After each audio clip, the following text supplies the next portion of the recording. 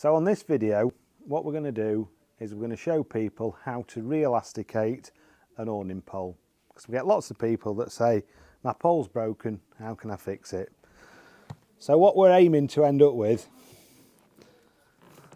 is a roof pole like this, with the elastic that's together. So what you need to buy is a set of elastics.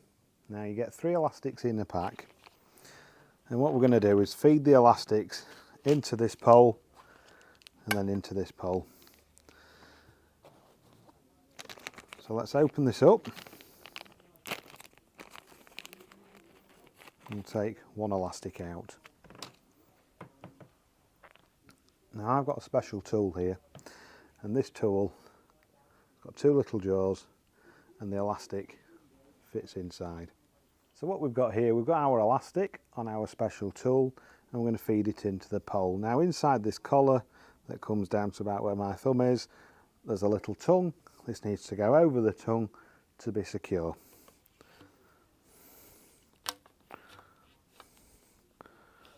There we go. So that's now in place. What we're going to do now, get the second pole and feed it in the other way.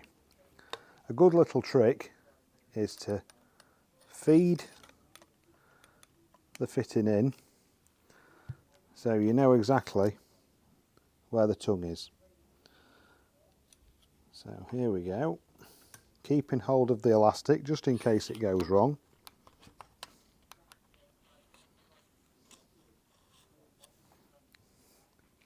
And that is a carbon fibre pole, fully elasticated. So what we've ended up with now, 2 fully assembled carbon roof poles that's fully elasticated.